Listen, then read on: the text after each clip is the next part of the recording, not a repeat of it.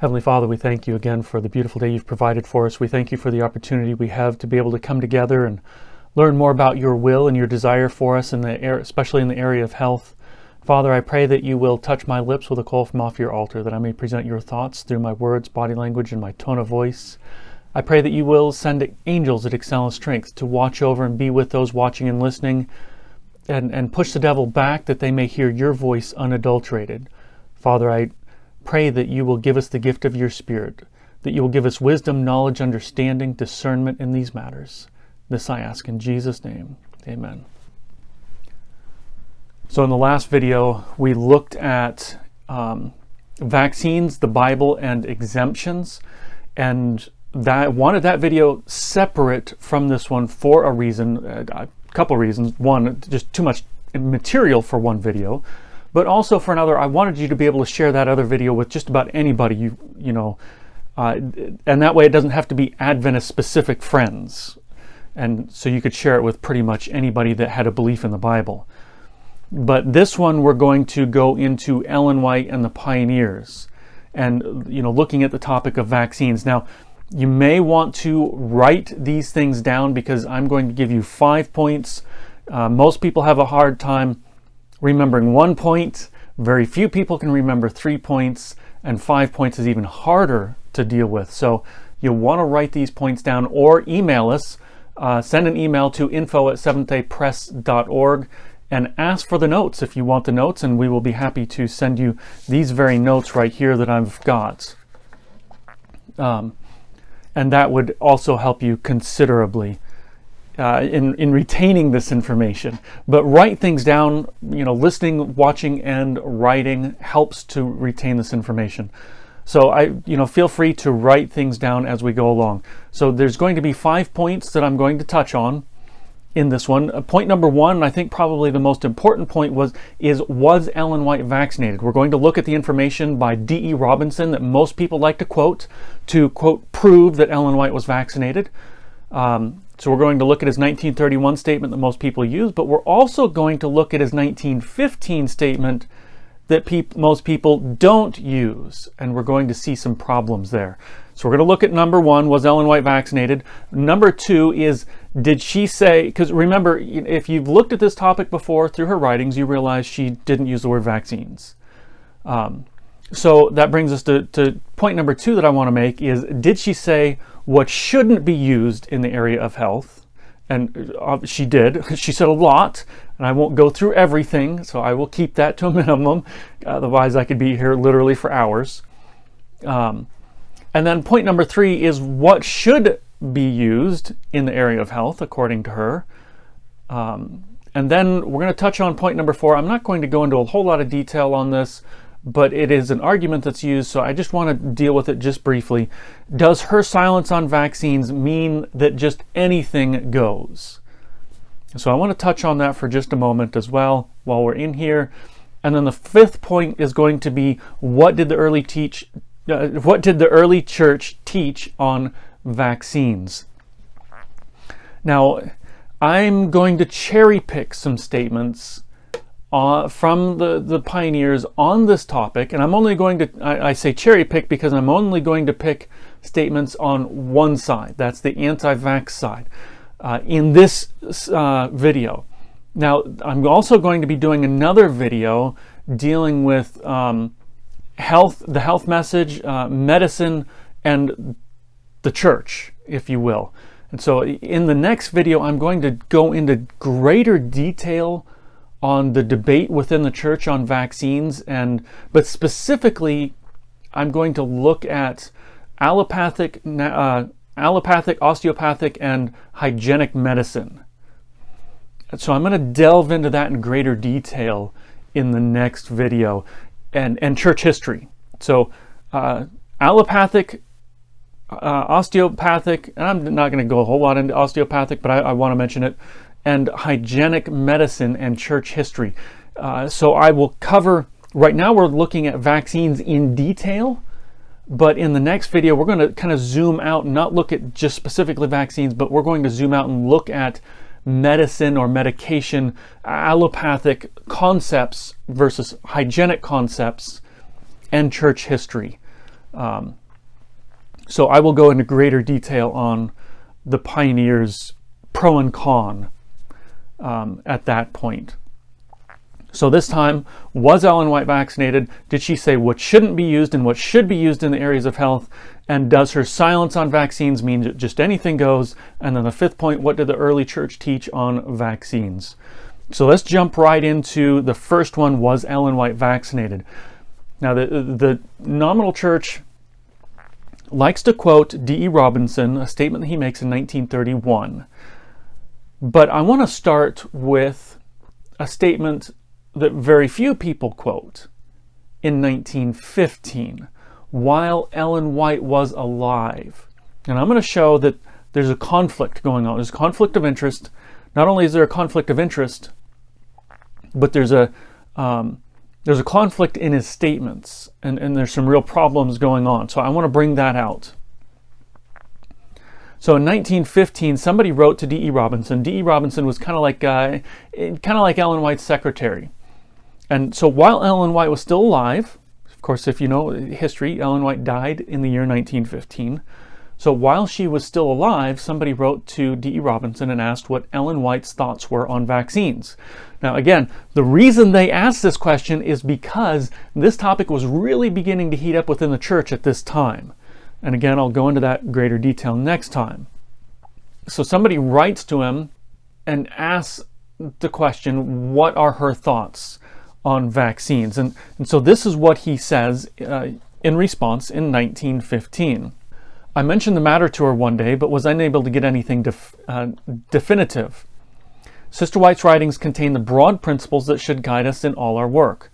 When it comes to details, however, it is necessary for us to study these and come to our own conclusions.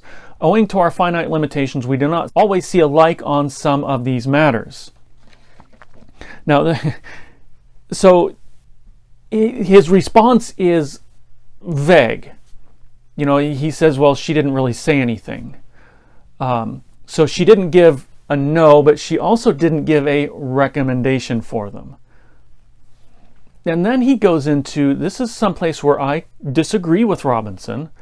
He goes into and says everything in her writings, her writings contain the broad principles that should guide us in our work.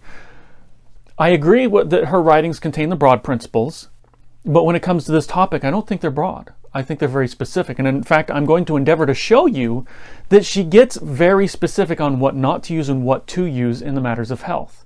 And I think when we look at these things and the specific details even that she goes into, we're going to find it very clear what should and shouldn't be used in the area of health, especially in regards to vaccines, even though she may not use the word vaccines. But also, I want you to notice those last two sentences. When it comes to details, however, it's necessary for us to study these, and come to our own conclusions. The part of the reason, again, he's saying that is because the topic is beginning to heat up at this point, and he's trying to not really say one way or the other, and allow for room for a different thought process. And I'm okay with different thought process. But a lot of times these statements come just before someone says, I know Ellen White says this, but. And I'm not saying that's what D.E. Robinson is doing. I don't know what he's doing. I'm not going to pretend to know what he's doing. But I do know that a lot of people will use the last couple of statements here, or sentences here, to say, yeah, but. Yeah, I know Ellen White says that, yeah, but. In other words, we need to study these things on our own and come to our own details. I agree we need to come to our own details, but none of those details conflict with the details that God gave through Ellen White. And yes, she did give details. Again, I'm going to endeavor to show that here in just a minute. But the primary point is D.E. Robinson is pretty vague while she's alive. But he's asked the question again in 1931, 16 years after she's dead. And so he writes this time in response, you ask for definite and concise information regarding what Sister White wrote about vaccination in serum. This question can be answered very briefly so far as we have any record. She did not refer to them in any of her writings. Now, he could have stopped there. He probably should have stopped there. But he doesn't. He goes on and he makes some very strong statements. And I want to show these statements. I want to analyze these statements. But when you look at these statements, I think it's going to become very clear that these statements now conflict very strongly with what he wrote while Ellen White was still alive.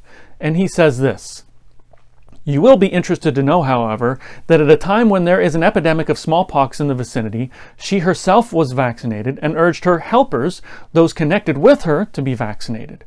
In taking this step, Sister White recognized the fact that it has been proven that vaccination either renders one immune from smallpox or greatly lightens its effects if one does come down with it. She also recognized the danger of their exposing others if they failed to take this precaution." Now, I find this very interesting. She obviously wouldn't have gotten vaccinated after she was dead. So this vaccination would have had to have happened before she died. And it probably would have had to have happened before he wrote the other letter in 1915, because she wasn't doing so well at this point. So why is it that while she was alive, he said, oh, she didn't really say anything? And then he kind of left it at that. He didn't really give much. But 16 years after she dies, he goes into this expose about her, the fact that she was vaccinated and urged her helpers to get vaccinated, and that she recognized the danger of their exposing others if they failed to get vaccinated. And in other words, he is saying that she understood that if someone contracted a deadly disease from you as an unvaccinated individual, that you would be liable for them getting sick. Analyze that last statement from him, not the statement I just gave, but from him, and you'll see that's exactly what he's saying. This is in stark contrast to what he said in 1915 while she was still alive. He's clearly contradicting himself after she's dead. And to me, this is a real problem, a real serious problem. Now, I don't know Robinson's motives, so I can't say if this was an intentional deception or not. But I can say it doesn't look good in any way, shape, or form. When someone's alive and you say one thing, but when they die and that person can't correct you or corroborate your statements, and you say something totally opposite, that's a problem. That's a real problem. And I can say this is a deception. It is a deception. So again, I don't know his motives, but I know that it doesn't look good, and this is deceptive. He's contradicting himself. He's done an about face, and he's going the opposite direction in 1931. So I just want to give you a quick scenario to try to help you think outside the box and realize the brevity or the gravity of these conflicting statements. So let's say that Jane Doe dies. And so the police come and ask John to ask Mary, Jane Doe's best friend, if Mary knows anything about how Jane Doe died. And so John asks Mary, and he reports back to the police a nebulous answer. Well, she didn't really say anything. She didn't really know anything. But then 16 years after Mary dies of old age, John comes forward and says, look, Mary actually believed that so-and-so murdered Jane Doe. That's a polar opposite, okay? You cannot harmonize those two statements at all. You can't harmonize them. It's awful mysterious that he would say that long after Mary's dead and cannot corroborate the statement. Why didn't he say that while Mary was still alive? As soon as Mary indicated this or told him this, he should have instantly gone to the police and said, look, Mary just told me that she thought so-and-so murdered Jane Doe, or she has evidence, or whatever. So if this were to go to court now, 16 years later, and the lawyer were to put John on the stand, number one, John's argument is going to be totally and completely destroyed. If he says, well, Mary believed that so-and-so murdered Jane Doe, that testimony is going to be completely destroyed, because in 1915, while Mary was still alive, he said, I don't know. She didn't say anything. So it's going to look pretty bad that he has got a motive to frame so-and-so. That's what it looks like. That's what it's going to look like. And in fact, when you dive into it, you find that John does have reason to not like so-and-so. Well, in this case now, in a completely just legal system, that is, John really would need to be investigated, his whole testimony stricken from the record, and investigated for lying to the court. And in fact, maybe even more than that, I don't know. But there needs to be an investigation there. And something else I want to point out is, if that lawyer put John on the stand, you know instantly that lawyer has zero evidence for so-and-so murdering Jane Doe. She has zero evidence, because putting John on the stand is the worst thing you could do if you've got real evidence. But if you've got nothing, well then, what does it matter? You're going to lose anyways. You might as well go ahead and put John on the stand and testify, even though it's so easy to discredit him. Now, going back to the situation of the reality of what happened and comparing the two, any church that puts D.E. Robinson, quote, on the stand to prove that Ellen White was vaccinated, you know instantly they've got zero evidence for her being vaccinated or for vaccines, period, if that's what they're doing. They're not really making much of an argument from the writings of Ellen White for vaccines, because they can't. So they're putting D.E. Robinson on the stand, and D.E. Robinson, not only does his testimony conflict, but D.E. Robinson's got some problems, because he was anti-vaccine and he became pro-vaccine. He's got a reason to see everyone get vaccinated now. And I'm not going to go into his writings now. You can look them up.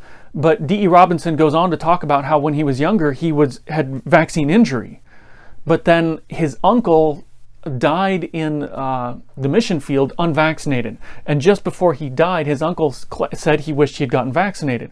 So from that point on, D.E. Robinson says basically he became pro-vaccine.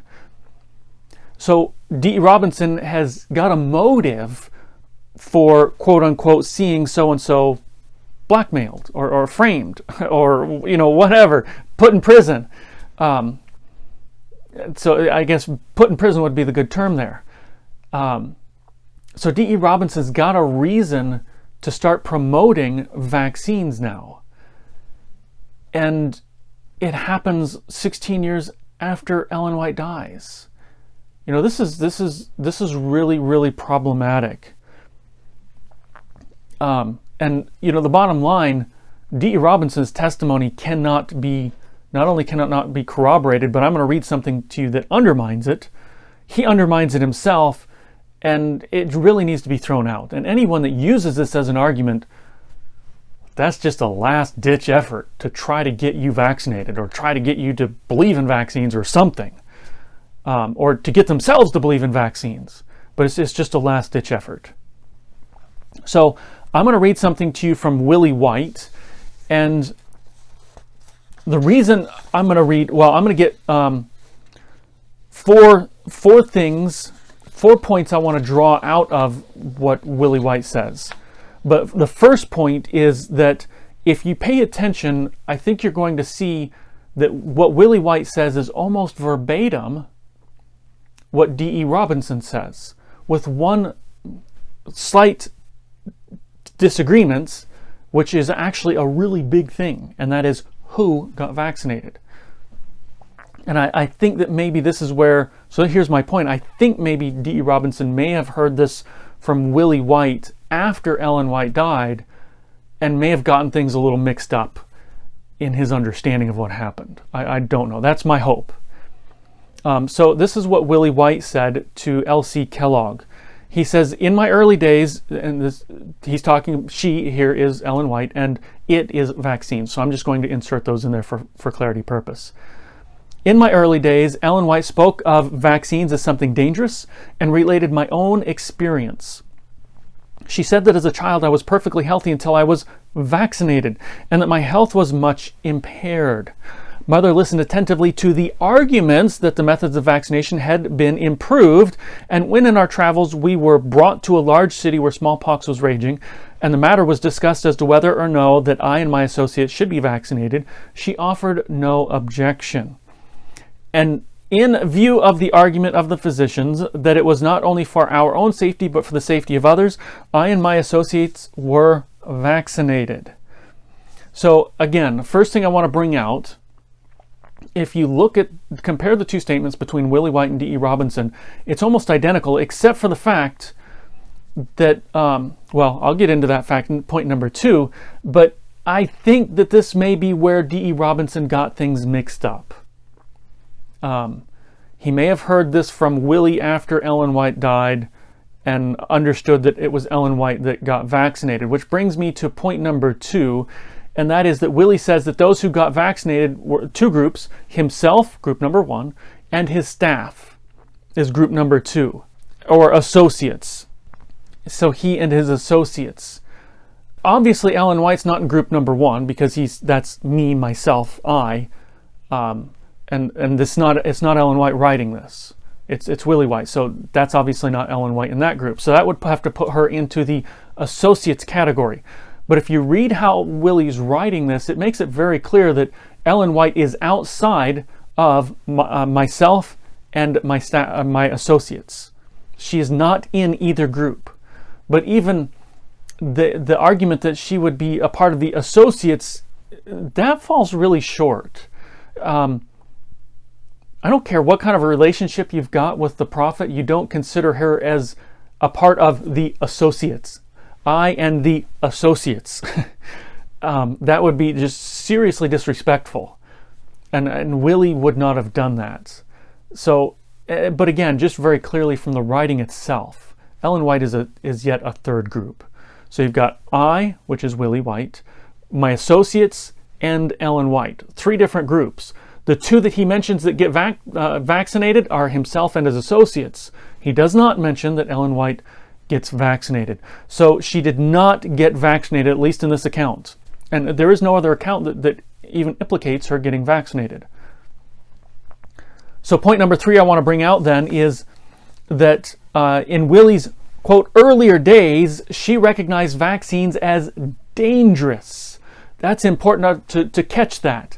You know, most people will look at that statement and say, well, she didn't say anything. She didn't say he shouldn't get vaccinated. Well, I'm going to deal with that here in just a few minutes. But I want you to notice that Willie recognized that she recognized, at least in his earlier days, that they were dangerous. And evidently even so at this point, because he says she listened to the arguments, and I'll get to that point here in just a minute, but she recognized them as dangerous. Now, if they are dangerous, could they be considered a part of the health message? Absolutely not. And again, we'll look at that even deeper here in just a minute as well. But if she considered them dangerous, she certainly wouldn't consider them as a part of the health message. And if they were a part of the health message, why did he say that she listened attentively, which is point number 4 that I want to draw out? She listened attentively to the pro-vaccine arguments, but evidently still refused because only groups 1 and 2 are listed as being vaccinated. She, as group 3, she's not listed as being vaccinated. So she evidently still refused. Now, a lot of people will say, well, you know, Sister White, she just didn't know about vaccines. And I wouldn't necessarily disagree with that statement. But the people will oftentimes say, but the vaccines have changed and she didn't understand that change. That's bogus. That's a bogus argument. It doesn't hold water because Willie White himself says outright that she listened to the pro-vaccine arguments, but evidently she still didn't get vaccinated. So those 4 points I think are really important. Number 1, Ellen White, there's no evidence that Ellen White got vaccinated here. In fact, it's pretty clear that Ellen White was not one that got vaccinated. Well, point number 1 is that D.E. Robinson, I think, got this mixed up. So point number 2, Ellen White was not vaccinated according to this statement. Number 3, she considered them dangerous, at least in Willie White's earlier days. And then point number 4, she listened attentively to the pro-vaccine arguments and still evidently didn't get vaccinated. So she evidently didn't get vaccinated, and she definitely never recommended vaccines. Period. You're not going to find it anywhere that she recommended vaccines. But did she say anything? So this is leading us now into subtopic number 2. Did she say anything that would lead us to believe they shouldn't be used, that vaccines shouldn't be used? Most definitely so. And I'm going to read just 2 points for you. I literally go for hours reading things on this line, but I don't think that's necessary. I'll just give you 2 points here. Or read 2 things. So number 1 is 5T443.1, where she says there are many ways to practice the healing art, but there is only one way that heaven approves. Not 2, not 3, not 5. Only one way that heaven approves. God's remedies are the simple agencies of nature. So that's obviously the one approved way. The simple agencies of nature, or God's remedies, that will not tax or debilitate the system through their powerful properties. Now I'm going to come back to this tax and debilitate here in just a minute. But very clearly, there's only one way that God approves. Any other way is not approved of God. And the one way is the simple remedies, and we'll get to those simple remedies in a minute. But right now, I want to focus in on the taxing and debilitating aspect of this statement. Because if it taxes or debilitates, it's clearly not approved of God, and therefore is obviously not a part of the health message, but is contrary to the health message. So the other thing I want to read to you comes from manuscript 162, and it's titled How to Conduct Sanitariums, written in 1897. I highly recommend you read this whole section. It's very powerful. For the sake of time, I'm just going to draw one sentence out, but again, I would really love to have you read the whole section. She goes into the 8 laws of health and so on and so forth. It's very beautiful writing. But she says, nothing should be put into the human system that will leave a baleful influence behind. Baleful influence is evil. It is bad. It is something wrong.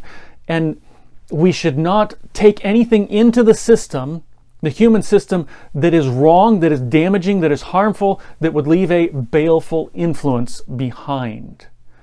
So taxing, debilitating, or leaving a baleful influence behind should not be, if it does that, then it should not be brought into the system. It should not be used. And that's a general principle for pretty much anything. That goes for food, that goes for exercise.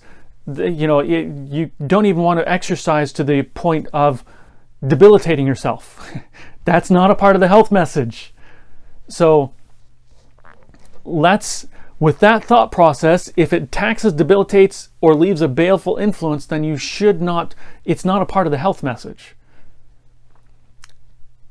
So let's look at just a few potential side effects of just one vaccine. Just one vaccine. I'm not even looking at all vaccines as a whole, just one particular vaccine. And I just want to look at some potential side effects. And then we'll look and see and ask the question, does this vaccine tax, debilitate, or leave a baleful influence behind? Some of the symptoms: soreness, swollen arm, lymph node, fever, body aches, headaches, and tiredness. Are those indications of taxing or debilitating the system? This vaccine taxing or debilitating the system? Absolutely. Are they a baleful influence behind? Yeah, absolutely. I think we could consider those things a baleful influence because clearly there's a problem in the body. It's a poison or a toxin that's causing problems in the body. That's leaving a taxing or debilitating the system. It's a baleful influence. And we could stop there with those potential side effects, and I think it would be very clear that vaccine, which by the way covers almost all vaccines, should not be used. It's not a part of the health message. It's not a part of the one way that God approves. There's many ways to conduct the healing art, but there's only one that God approves. So there may be the vaccines may be a part of other ways to conduct the healing art, but it's not a part of the one way that God approves, because they tax, debilitate, and leave behind a baleful influence. But the potential side effects and symptoms don't stop there. In fact, they go on to myocarditis, pericarditis, vaccine-induced prothrombotic immune thrombocytopenia, which is just a very fancy word for blood clots, including the venous sinus thrombosis, which is the main vessel going into the brain, and that one clotting and actually driving pressure up into the brain. Along with other potential symptoms and side effects: anaphylactic shock, cytokine storms, organ damage through cardiovascular complications, transfection, destructive anti-spike antibodies, pulmonary artery hypertension, risk of infertility, neuropathology, brain degeneration, mutation of the FUS gene causing ALS and cancers, frontotemporal lobe degeneration, autoimmune diseases, original antigenic sin, non-neutralizing antibodies, antibody-dependent enhancement, or known as ADE, anti-DNA antibodies, tremors, spasms, seizures, irregular heartbeats, and one that I didn't throw in here is heart stopping, heart attacks, visual disturbances, Miller-Fisher syndrome and Guillain-Barré syndrome, and facial paralysis, chemical poisoning such as SM-102 and HBCD. It's just a small list. That was a list that I came up with in probably 2 or 3 minutes of just quickly, typing things down as things were coming to my memory, and quickly looking over some notes that I've had from studying this topic. So, is that any of those symptoms? Actually, I would say every single one of those symptoms would be considered a taxing of the system, would be considered debilitating the system, especially death, would be considered leaving behind a baleful influence. There's no question. There's no question. So, according to her writings, things that should not be used are things that tax or debilitate the system or leave behind a baleful influence. And if brothers and sisters, if anybody says, "Oh, these things don't do that," I'm sorry, but you're not looking at the evidence. It's all over the news. Even it's everywhere. The facts are there. As a matter of fact, I want to quote to you from a book. This book is called Vaccination, Biblical Revelation, Ellen G. White, History, Science. And I want to read to you from page 55, because they make a really good argument here that I just wanted to read from them because they say it so well. And I'm adding without baleful influence. That's the topic at hand, but I'm adding that in for flow of thought. They say, if vaccines were without baleful influence, there should be no need for a special court to litigate claims for vaccine injuries, which shield drug companies from total liability. Neither would the Supreme Court of the United States declare as a matter of law that vaccines are unavoidably unsafe products to maintain their liability exempt status. In other words, if these things did not tax, debilitate, or leave behind a baleful influence, then there would be no need for keeping the companies that produce them from being sued, because there wouldn't be really a problem. They would be able to make money hand over fist.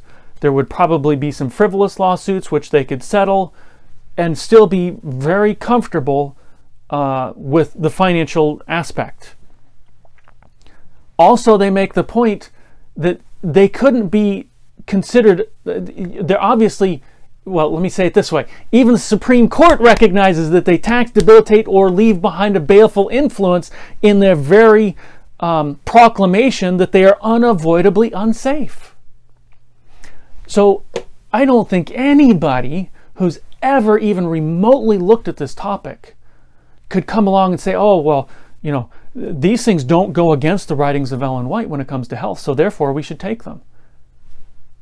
They clearly do go against the health writings that are given to us. And it's not just from Ellen White, as we're going to see from one of the pioneers. It's biblical, and we've already gone into that topic as well. But if people want to justify themselves, and I would want to make this point before we go on to the next one, the next subtitle, people want to justify themselves by saying, God didn't say we shouldn't take them. And I've heard that argument. Well, God didn't say we shouldn't take them. Ellen White, there were vaccines during her time, and she didn't say don't take vaccines. It's okay. Did she say don't take cocaine? No. Nowhere are you going to find anywhere in the writings of Ellen White or the Bible, don't take cocaine. So does that mean, hey, I can go take cocaine now? No. I'm going to take 2 doses of cocaine and see what happens. That's not a good idea. That's not pro-health message, okay? I don't know how else to put that. But to say, well, because Ellen White didn't say we shouldn't take them, it's okay to take them, that's a bogus argument. It doesn't hold water. And I'm not trying to be offensive. I'm just trying to be clear and firm on that thought process not holding water. It's just not there. So we've looked at, did Ellen White get vaccinated? There's 0 evidence that she got vaccinated. All evidence points to that she didn't get vaccinated. And then we looked at point number 2, or subtitle number 2. Did she say what shouldn't be used in health? Oh, absolutely. Taxes, debilitates, or leaves a baleful influence behind, then it shouldn't be used. And vaccines definitely do that. So let's jump now into subtitle 3, if you will. What did she say should be used? And again, I could be here for hours. Actually, there's books written on this topic, okay? From her writings. So I could be here for a very long time, but I'm just going to look at just a few. And in this case, I'm going to endeavor to show that Ellen White wasn't vague in what should be used for the health message. So if you say it's vague, then you can leave room for specifics like vaccines. But I'm going to show you that she wasn't vague. In fact, she was very, very specific at what was causing sickness and illness and how to deal with that. Okay, so 13 MR 43.1. This one, I want to read this section, and it's going to give a little more detail and help lead into the next statement and give a better understanding of what she's talking about in the next statement. Before our sanitarium there was established, my husband and I went from house to house to give treatment. Under God's blessing, we saved the lives of many who were suffering from attacks of diphtheria and bloody dysentery. Even physicians were burying their own children. Instruction was given to me, not, and I'm going to add in here, not by logic, not by science or medical advice, but instruction was given to me by the Lord in regard to the kind of treatment I should give, and we had success. Instruction was given to her not by logic or reason, not by quote-unquote science or medical advice. Instruction was given by God. This is the only infallible source we've got, God. So, if you want an infallible source of instruction, that's the only place to go, because science is misinterpreted over and over on a regular basis. And logic, well, common sense isn't always common anymore. And medical advice can be bought and sold. So the only infallible is that of God. And that's what she did, which is going to help us to understand this next statement. Again, there may be somebody sick there. You want to know how to use the common methods, the simple remedies of water. Now, here she mentions one of the laws of health. It is a simple power. Although my husband and I were not physicians, yet we were. We could go around when the doctor's children were cut down 4 and 5 in the families of physicians. We never lost a case. That is in diphtheria, and we used only the simple treatments. In doing this, we gained the confidence of the physicians. When persons would go to the physicians for help, they would say, if anybody can help you, it is up there at Elder White's. He and his wife go around and help people. I don't know how they do it. It may be that God will send you to some such homes where help is needed for the sick. You can melt your way into the hearts of the worst souls, and they be converted. Now, there's a couple of things I want to note. Number one is this was written in or published in 1902. Now, this event happened prior to 1902, but this was actually published in 1902, And the antitoxin for diphtheria was available in the United States, widely available between 1891 and 1894. You can make the argument somewhere in there. And this was published in 1902, and you don't see her saying, go ahead and use the antitoxin now. We didn't have it at that time, but you should use it now. It's not there. But she still recommends one of the 8 laws of health. And when you look at all her writings, you'll find that all 8 of the laws of health. In fact, she didn't recommend the antitoxin. In fact, you will never find instructions for the use of vaccines given by God. You will find the 8 laws of health given, though. Now, I want you to also notice they had 100% success rate. 100% success rates. Now, show me a vaccine that claims that kind of success rate, and I'll show you a vaccine that's manipulated, or numbers that are manipulated, because there is not that kind of success rate. In fact, look into how the 95% efficacy, those numbers are worked, and you'll find it doesn't necessarily mean what you think it means, probably. So look into those numbers. But if you follow man's methods of health, you will never get 100% success rate. But if you follow God's methods, you can. But one way or another, the best thing always, hands down, every single time, is to put your life in God's hands. Whether you're healed, whether you're not, you don't have to worry about it. God knows what's best. If you put your life into man's hands, you do have to worry about whether you're healed or whether you're not, because that may not be God's will that you die or you live or whatever, if man has anything to do with it. So the best thing is to put your life into God's hands, follow His laws of health, and you don't have to worry about whether you live or die. That's in God's hands. Move forward, and with that peace, you don't have to worry about your death at that point. Just put it all in His hands by following His instructions. Now I want to look at a couple of more statements here. She says, we cannot feel that this is a healthful place with this showing, but the habits of the people in eating and dressing have very much to do in bringing about this state of things, which is a measles outbreak. No plague has yet come nigh our dwelling, and we are grateful to God that He has preserved us from sickness during the 3 months we have made it our home in Wellington. There is great carelessness with the people in exposing themselves to drafts and wet feet. Little children go through winter with socks, their limbs naked just above the ankle to several inches above the knees. The fashionable short pants are life destroyers. So what she's calling short pants, we've just shortened that to shorts. She's talking about shorts here, and she says shorts are life destroyers. And in context, she's talking about getting drafts. But she's not just being general and vague here. This is the point I want to draw you to. She's actually being very specific. Actually so specific that she may be stepping on some toes here. I may be stepping on some toes by even reading this statement. But I bring this statement in to explain children's clothing in the next statement. And here in this next statement, Review and Herald, she says this, I appeal to you, mothers. Do you not feel alarmed and heartsick in seeing your children pale and dwarfed, suffering with catarrh, influenza, croup, scrofulous, swelling upon the face and neck, inflammation and congestion of lungs and brain? Have you studied from cause to effect? We'll come back to that.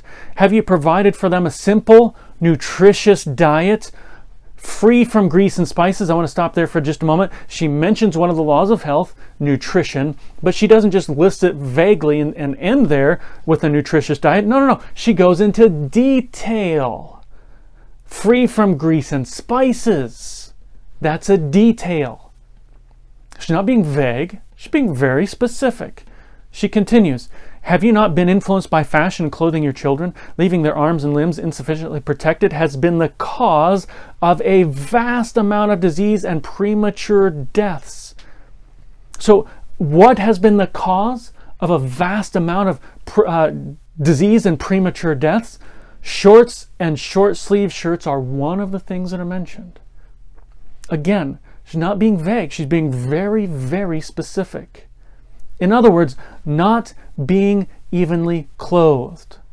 Now, the nominal church has spent a lot of money in promoting vaccines. I've seen several of the videos, or at least one of the videos, as much as I could bear to watch. And, you know, the 8 laws of health get an honorable mention at best. An honorable mention at best. But there's a push for vaccines. Now, why aren't people that claim to believe in the writings of Ellen White and the laws of health, why aren't they talking about this instead of pushing vaccines? Why aren't they talking about people cleaning up their lives to get rid of the comorbidities instead of pushing vaccines? And again, I'm going to read something from E.J. Wagner here in a few minutes that's powerful in this regard.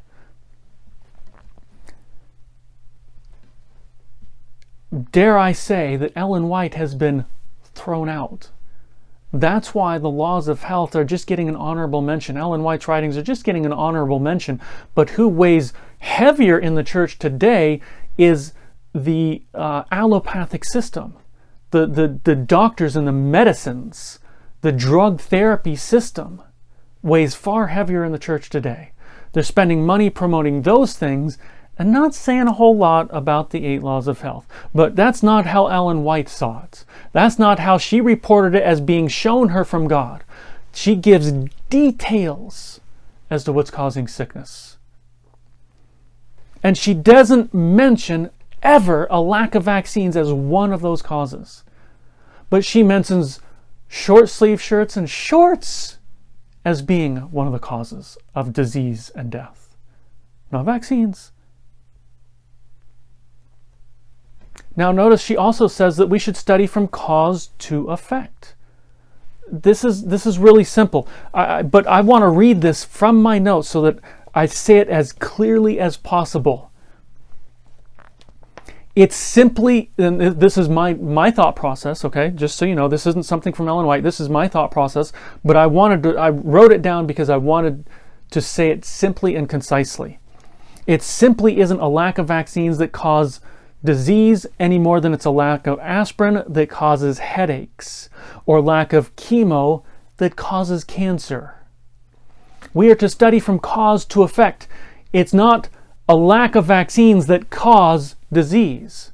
Just like it's not a lack of aspirin that causes a headache. When you get a headache, you go, I haven't had enough aspirin today. Well, I hope not. If you do, then I highly recommend you go back and study the laws of health, because usually the headaches are from dehydration. Not always, but usually it's dehydration. Study from cause to effect. It's not a lack of chemo that causes cancer.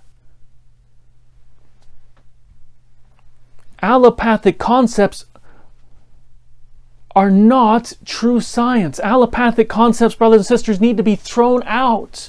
Drug therapy concepts, they need to be thrown out because they are not of God.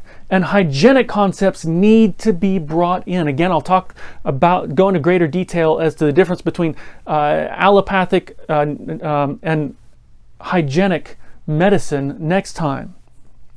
But allopathic concepts are not true science, period. I don't care what you hear on the news. I don't care what you hear from a doctor. I don't care what you hear from man. They're not true science. You want to know what true science is? Let me read this to you. And I'm going to read several paragraphs here to get the context. The true method of healing the sick is to tell them of the herbs that grow for the benefit of man. Again, notice vaccines aren't mentioned. Scientists have attached large names to these simplest preparations, but true education will lead us to teach the sick that they need not call a doctor any more than they would call in a lawyer. Now, how many times, brothers and sisters, do you call a lawyer? I've never called a lawyer. I've never called a doctor either, actually, now that I think of it, other than maybe, a dentist. Continuing on. They can themselves administer the simple herbs if necessary. To educate the human family that the doctor alone knows all the ills of infants and persons of every age is false teaching. And the sooner we, as a people, stand on the principles of health reform, the greater will be the blessing that will come to those who would do true medical work. Here's the next sentence, or the next paragraph. This is where I want to get to. And there is a work to be done in treating the sick with water and teaching them to make the most of the sunshine and physical exercise. So there's 3 of the laws of health mentioned. Again, notice what is missing. Sometimes what is not said is just as powerful or more powerful than what is said. And what is not said is that vaccines are in there. You don't find it. She continues, thus in simple language, we may teach the people how to preserve health, how to avoid sickness. How do we avoid sickness? Not by vaccines, but by the laws of health. This is the work our sanitarians are called upon to do. This is true science. Science is not an individual other than God. So often, if I were to read this out in the general public or in the mainstream media, there would be so many doctors coming on and saying, oh, that is so false, that's fake news. You can't listen to this guy. Well, don't listen to me to begin with, but listen to God. God says this is true science. The 8 laws of health are true science, not vaccines. Not what the medical system is telling you. So we saw again that Ellen White, there's no evidence she was vaccinated. We saw that what she said should not be used in the laws of health or in the realm of health, anything that taxes, debilitates, or leaves a baleful influence behind. And then we see what should be used, and that is, and she was very specific, not vague, very specific, the 8 laws of health, but she didn't just leave it at that. She talks about spices, she talks about grease, she talks about not being evenly clothed, and when you read all her writings, you find she is very detailed. But yet she always left out vaccines. She never put that in there. So let's move briefly to point number 4, and I won't take a lot of time. We're closing in on an hour very quickly, and I've still got a bit to read to you from the pioneers. So here's the thought process. Just because she wasn't explicit on something doesn't mean there isn't a right and a wrong. Let me give you an example. The Trinity doctrine, did she ever outright state that the Trinity doctrine is wrong? No. Other than if you go in and study the Omega, you see it very clearly there. But instead what she does is she teaches the true. She teaches clearly the Father, Son, and Holy Spirit, and an understanding of all 3 of them. And it's very clear in her writings what that is. So just because she wasn't explicit that that is wrong doesn't mean that it's okay to do. You know, there's over and over, I originally had a story, but due to time here, I'm going to cut that story out. But over and over throughout church history, you see, the church arguing and bickering about this, that, or the other quite often. And almost every time they would go to Ellen White and say, Sister White, can you give us an inspired statement here? Mama, can you fix the fight? Tell us which one of us is right and tell them that I'm right. That's basically, over and over. And she got so frustrated with it that she would say, look, you need to sit down and study this out for yourselves as a group and come to a conclusion. That's how God wants to work. So just because Ellen White didn't say something specific does not mean that there isn't a right and a wrong. And to use that argument that's a net. You're trying to drink from the living well by using a net to pull up water. It's not going to happen. It just doesn't hold water. So let's go ahead and jump right into the pioneers. Again, I'm going to cherry pick some statements. Next time I'll go into greater detail on the pro-vax versus the anti-vax stance of the church and how that altered. But I want to show you what the early church position was on this topic. Next time I'll show you how that began to change and what happened. But here's something I want to read to you from the Australian Good Health, written in 1903 by Dr. D.H. Kress. And he says, past experience has fully demonstrated that compulsory vaccination will never prevent the spread of disease. And in that same article, I highly recommend you read the whole article, but I'm going to drop down now. That was about halfway through the article. I'm going to drop down now and read like the last 4 paragraphs of this article. And he goes to prove his point. He says, Prussia adopted the Compulsory Vaccination Act 20 years before England. and the authorities were very strict. And then this is his emphasis: not one escaping from being vaccinated at least twice. First in infancy and again when starting upon school life. In 1871, the 35 years after the passing of the Prussian Act, a terrible epidemic passed all over Europe, and no less than 124,000 vaccinated and revaccinated citizens were carried off. This roused Prussia, and this, for those of you that are listening, not watching, this is Prussia with a P, not Russia with an R, but Prussia with a P. This roused Prussia, and she began to look about her. She bought, again, his emphasis, she brought good water into her cities, introduced a complete drainage system, got rid of her rookeries, had model barracks built for soldiers, and away fled smallpox. Sanitation did for Prussia what 35 years of compulsory vaccination was unable to accomplish. Smallpox is a filth disease. By getting rid of the filth, we get rid of the disease. It is recognized that improved sanitation has greatly reduced the death rate of consumption, typhoid fever, yellow fever, diphtheria, and the plague. He goes on, London at one time had streets which were so narrow that people could almost shake hands across the street. As for fresh air, they scarcely knew anything about it. Sanitary arrangements were altogether absent, and smallpox abounded, for the air was polluted and filth reigned supreme. Sanitary improvements began in London about the time that Jenner advocated vaccination as a protective measure, and smallpox began to decline in consequence. Now, just as a quick side note, Jenner was somebody who was pushing vaccines at that time.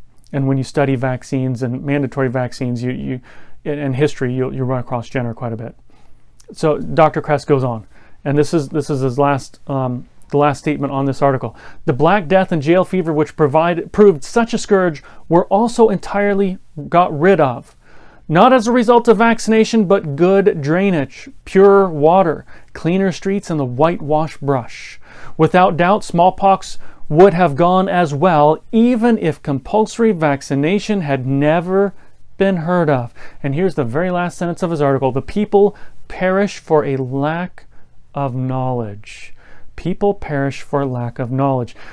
Now, a lot of people would look at that statement and say, and you know, this to a large degree, science is based on worldview, just like evolution versus creation science. Worldview. We're going to interpret the information differently based upon worldview. Now, he gives information that Black Death, jail fever disappeared along with the smallpox disappeared with the smallpox vaccine. Now, a lot of people would look at that and say, oh, look at that. You vaccinate people for smallpox and Black Death and jail fever go away with it. Well, you could, I suppose, come to that conclusion, but that would be a seriously faulty conclusion. The fact is that it wasn't the vaccine that caused any of those three to disappear. It was sanitary conditions that made those three disappear, not the other way around. In fact, I was talking with somebody, and we were talking about, you know, towards last year, sometime last year, I noticed very interesting that I wasn't seeing anybody, any news reports of people dying of the flu. I thought that was very interesting. And so I was talking with this lady about that, and she said, yeah, I noticed that too. And in fact, I mentioned that to somebody the other day. And I said, you noticed, you know, nobody's died of the flu lately. And she told me that this other person said, yeah, that's proof that the masks are working. I was like, really? And she kind of chuckled and said, yeah, that was their thought process. And wow, you know, the influenza virus and the COVID virus are not that much different in size. If a mask is stopping the flu virus, it should stop the COVID virus. If it's not stopping COVID, then it's not going to stop the flu. But, you know, a lot of the information we look at is going to depend, we're going to interpret it based upon our worldview, or the glasses, if you will, that we have on. So the next statement I want to read to you is found in the Health Reformer, Volume 3, Number 2, August 1868, page 38, written by Dr. R.T. Troll.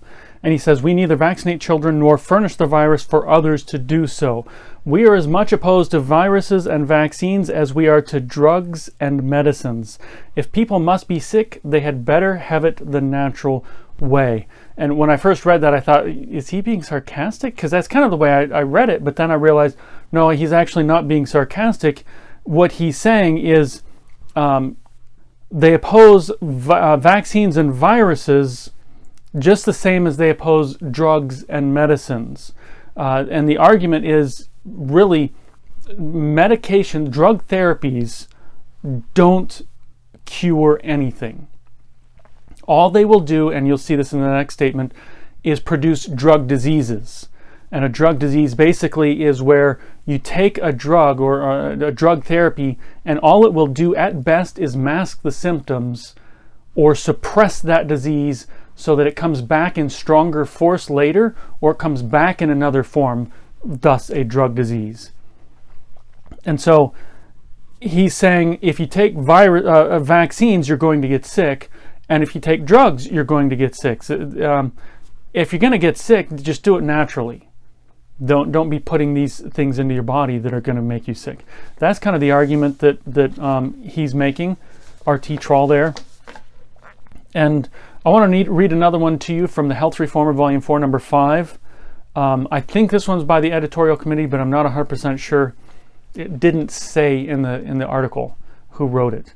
But it says, as we are opposed to curing primary diseases by producing drug diseases, and that's what I was talking about earlier, when you take a drug, it doesn't cure anything. It simply suppresses, and when it comes back with force, and it becomes stronger, and it's drug disease. It's even worse. So, as we are opposed to curing primary diseases by producing drug diseases, so we cannot see the propriety of curing or preventing contagious or infectious diseases by inoculating the system with venoms and viruses. We have known the worst form of scrofula and the most loathsome conditions of venereal disease to be traceable directly to vaccination. Stop there for just a moment. And so what they're talking about there with vaccinations is that vaccinations, the way they were produced back in the day, they was pretty gross. So they would inject a calf, for example, with something, then they would kind of tie the calf down and shave it, and so it would produce these pustules all over. They'd scrape those pustules off, they'd nick somebody or cut them, and then smear this stuff in, and it would produce it was a straight form of vaccine. But the problem is, if that calf had any kind of disease, it was now transferred directly into the human. Venereal diseases and other things like that were transferred because they would do the same concept except with people. Somebody who had overcome smallpox, for example, had their immune system was had everything it needed for the smallpox. So if you traded blood or took blood from that person and put it in someone else, if you will, it's kind of like an inoculation. Or vaccination. So they would do that. They would cut one person, cut the other person to have them, basically switch blood. Well, the problem is if the one person, maybe they'd overcome smallpox, but they had venereal disease. Well, you just transferred that venereal disease or, other things to the second person. And so that's kind of what they're talking about. And so a lot of people will say, yeah, see, that was the problem. They didn't have good forms of vaccine back then, but we've got pure vaccines now. Well, that's not actually true. Many diseases have been traced back to vaccines. I've seen some studies where there were people that were getting sick from, animal diseases that don't jump from animals to humans. And when they did a study of it, they found that each one of these people had been vaccinated with a certain vaccine. When they traced it back, just as an example, this vaccine was produced on monkey kidneys, and those kidneys were diseased. So when they produced the vaccine from those diseased monkey kidneys, they also injected the disease into the human. Now the human's got the disease, and so all these things were traceable back. And this wasn't too far back. This wasn't 100 years ago type thing. This was just a few years back that they had found these things. So even if number one, there is no such thing as a clean vaccine, a pure vaccine, but even if you could have a quote pure vaccine, a lot of people say, if they had our vaccines, they would have been pro-vaccine. Well, let's keep reading here. And they say, even if the vaccine matter could be had pure, we should oppose the practice of preventing any disease by means of a virus introduced into the blood. So it's a concept that they are going against. Whether the vaccines are pure or not, it's contrary to health and reason and science and the Bible to inject poison into the body. And that's what a virus is. It's a poison. mRNA, it's poison. Spike protein, it's poison. These things are seen by the body as a poison. Otherwise, we wouldn't have a problem with them. So look, I want to look at one more statement here by one of the pioneers, and then I'll close with some statements from Ellen White to kind of nail this down. This one is Present Truth, Present Truth, Volume 15, Number 40, October 1899, written by E.J. Wagner. And this, I thought he had a very powerful point. I really love how he said this. He came to the exact same conclusions I did, but just independently, and I think E.J. Wagner said it better than I did. He says, at the recent Health Congress at Blackpool, a paper was read by Dr. Adler, Chief Rabbi of London, on the antiquity of sanitation. Reference, of course, being made to the regulations found in the books of Moses. That's the first 5 books of the Bible.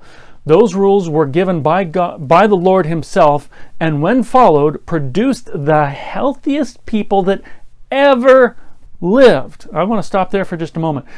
When we follow the laws that are found in the books of Moses, those first 5 books, we don't even need the writings of Ellen White. We don't have to have, let me rephrase that, we don't have to have them. We can just go back to the first 5 books of the Bible, and if we will follow what is given there, we would also be the healthiest people ever. And I don't mean just living 3 or 4 years longer. I mean healthier, lot longer life, lot stronger people. And a lot of times people look back at the Bible times, and I almost put together a whole video just dealing with Bible times because there's much misunderstood. But people look back at the Bible times and say, well, they were too dumb to have vaccines back then. If they had vaccines back then, of course they would have used them. No, they actually did have vaccines. There's evidence of vaccines in the nations around Israel, but Israel never used those vaccines. And yet E.J. Wagner here, which he's completely correct, is saying they were the healthiest people. They didn't need vaccines. And a lot of people say also, well, they were too dumb. No. Look, friends, that's an evolutionary kind of thought process. Evolution says we are getting bigger, faster, stronger, smarter. The fact is, we are not getting bigger, faster, stronger, smarter. We are getting smaller, slower, dumber, and weaker.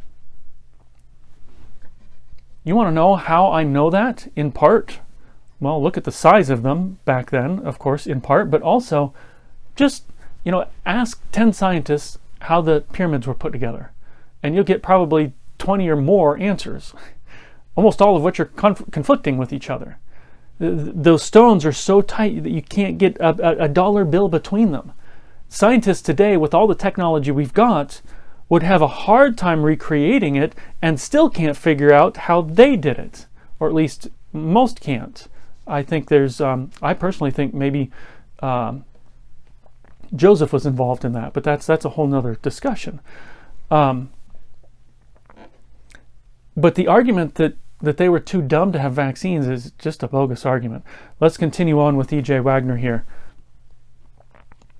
And he says they were the healthiest people that ever lived. He says, let it be noted, however, that inoculation was not included in the list of preventatives of disease.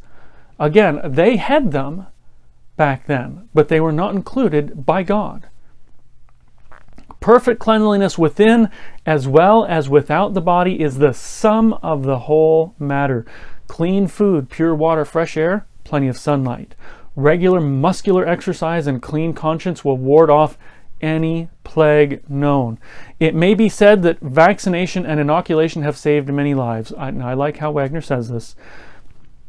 No doubt they have served a purpose, and yet will do so among people who find that course easier than keeping themselves thoroughly clean.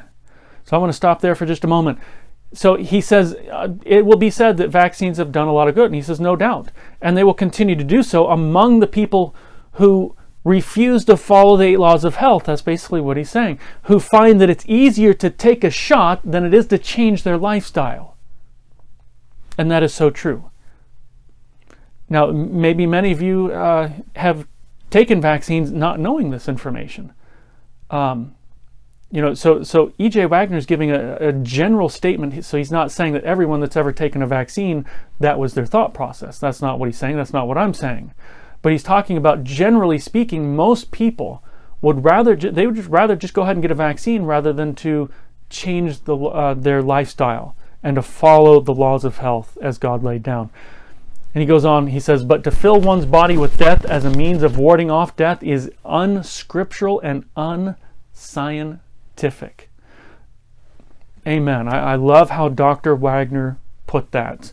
And yes, Wagner was a doctor. We oftentimes think of him as just a theologian, but he was actually trained as a medical doctor. So to wrap this up, we've looked at, was Ellen White vaccinated? We saw no evidence for that. In fact, evidence suggests she was not vaccinated. And anyone who tries to use D.E. Robinson to prove she was vaccinated is just a last-ditch effort. They're just trying to convince somebody, maybe themselves. We saw that Ellen White says that anything that taxes, debilitates, or leaves a baleful influence behind should not be used in the laws of health, and we saw that vaccines do that. And then she tells us what should be used, and that's the 8 laws of health, and she wasn't general, she got very specific. There's no room to say she was general so that you can fit in vaccines there. She was very specific. And we also looked at the fact that because Ellen White didn't state you can't use vaccines doesn't mean that you can just throw them in. And then I cherry-picked some pioneer statements, and again, we'll go over some pioneer statements in greater detail next time. So to wrap things up, I want to read a few Ellen White quotes, and we'll call it good. I think I've probably already overloaded most of you with information, so you may want to go back and watch this video a couple of times to get it all. Or again, just simply email us, info@seventhDayPress.org, and ask for my notes here, and I can send you the notes on this as well. So finalizing with some quotes from God here, from some statements from God to help clarify some things here. She says, God has not restrained the powers of darkness from carrying forward their deadly work of vitiating the air, one of the sources of life and nutrition, with a deadly miasma. Not only is vegetable life affected, but man suffers from pestilences. Cholera and unexplained diseases have broken out. Diphtheria, raging to a limited extent, is gathering its harvest of precious little ones and seems to be almost uncontrollable. Then she says this, these things are the result of drops from the vials of God's wrath being sprinkled on the earth and are but faint representations of what will be in the near future.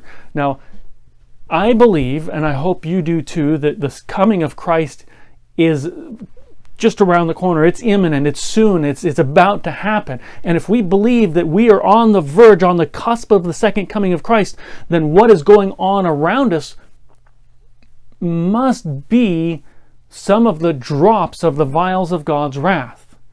And yes, a man-made thing can be considered a drop from the vials of God's wrath. And so if that's the case, I want you to think about this. How many vaccines are going to stop the drops from the vials of God's wrath? None. It doesn't matter how many vaccines you take, they will not stop the drops from the vials of God's wrath. It's not going to happen.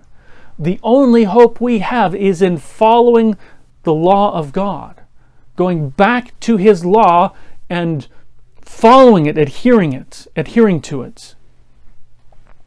Desire of Ages 824.2, to many of the afflicted ones who received healing, Christ said, sin no more, lest a worse thing come unto thee. Thus he taught that disease is the result of violating God's laws, both natural and spiritual. Both natural and spiritual. So when vaccines aren't the answer, we need to turn back to the laws of God, not just the natural laws, but also the spiritual laws. In fact, one of the 10 Commandments says, thou shalt not murder. And if we are not following the laws of health, then what are we doing? We are slowly murdering ourselves. So we need to follow the law of God, not just the moral law, but also the health law, which is interconnected with the moral law. Therefore, vaccines are not the answer. Turning to God and His law is the answer. Health Reformer, August 1, 1866, paragraph 2. And I'll come back to paragraph 1 here in just a minute. But I want to read this and let this sink in. Realize that your toes are going to be stepped on. I know my toes were stepped on when I read it. It is a sin to be sick. For all sickness is the result of transgression. All sickness is the result of transgression. Now we can discuss the difference between inherited and cultivated, but for the sake of argument and for the sake of time, let's just look at the general concept. All sin is a sickness of transgression. Therefore, it is a sin to be sick. I really strive to overcome sin. I strive with all that I have, and I strive to keep my eyes on Christ, because by beholding you become changed, and that is where the power is. That power is, the Holy Spirit is the life, the overcoming life of Christ. And when I accept the Holy Spirit into my life, that overcoming life is given to me. And so I strive to take my will, release it to God, have Him wrap it in His divine will and give it back to me so that I can use it. I strive to use it correctly, but I don't always think about the fact that if I get sick, I just sinned. I've sinned.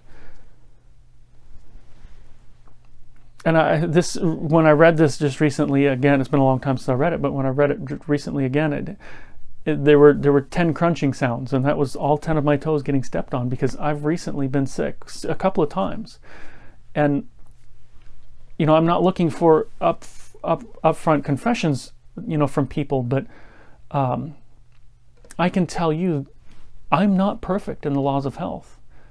I falter in all of them, I know that, but there's one in particular that I really fall short in, and that's trusting in God. I tend to take things upon myself in a stressful way. When I see somebody being deceived, it's hard. It's very hard on me, and it causes a lot of stress on me, and so it tends to make me want to push harder and do more, and I get sick. And that's not what God wants. He doesn't want me breaking these laws of health, because that is sin. And so what I want for each one of you and myself is to recognize that we need to take these laws of health seriously, just as serious as we take the 10 commandments.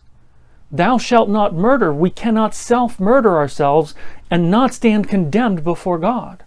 This is serious, and if we think that we are living in the final days, brothers and sisters, we must believe that what is happening is of God. Regardless of what's going on politically, we must realize that what's happening is of God, and it should be a warning to us to get ourselves ready, not only spiritually but also physically, because what is about to come on us is going to dwarf the whole COVID situation. It's going to dwarf the whole COVID situation. If we are struggling now in COVID, we're not going to make it down the road. We've got to start focusing more on our health. It is a sin to be sick. Now, if we could ask Ellen White, what course shall I take to best preserve my health? I think that's a great question. In fact, as I was studying this deeper, I was starting to ask myself that question, and I ran across this. And so I want to share it with you. This is the same article, but paragraph 1. And I highly recommend you read the whole article. It's powerful. It's beautiful. But going back now to paragraph 1 of the Health Reformer, it says, many have inquired of me, what course shall I take to best preserve my health? My answer is, cease to transgress the laws of your being. Cease to gratify a depraved appetite. Eat simple food. Dress healthfully, which will require modest simplicity. Work healthfully, and you will not be sick.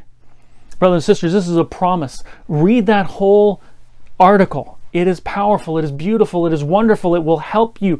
If you apply these things, we will be able to get through the time of trouble that is going to come upon us. We're going to need our bodies to be in tip top shape. And if you're not there, I know I'm not there, then let us put aside the things of the world and start to focus upon the Word of God and say, Lord, how can I get my body in shape and get ready for the time that is coming upon us?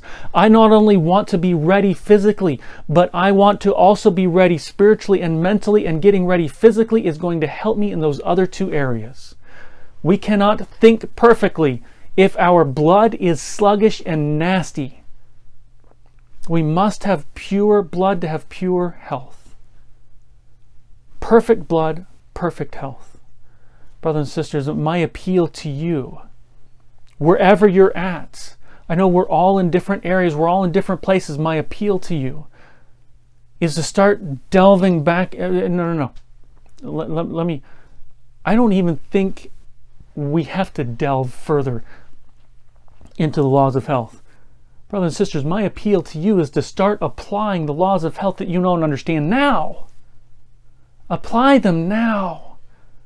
And then go and start diving in and getting more understanding. But dive into these things now and have a better understanding of them now. Brothers and sisters, it is better to trust our hands and our lives in God's hands. And the only way that's going to happen is if we follow His laws. Not going to man, but going to God. We can put our lives in man's hands, and man will fail us. But God will not. He will do what is right every single time. And all that stress and worry can just go away. My appeal to you is, I want to ask, I want you to commit.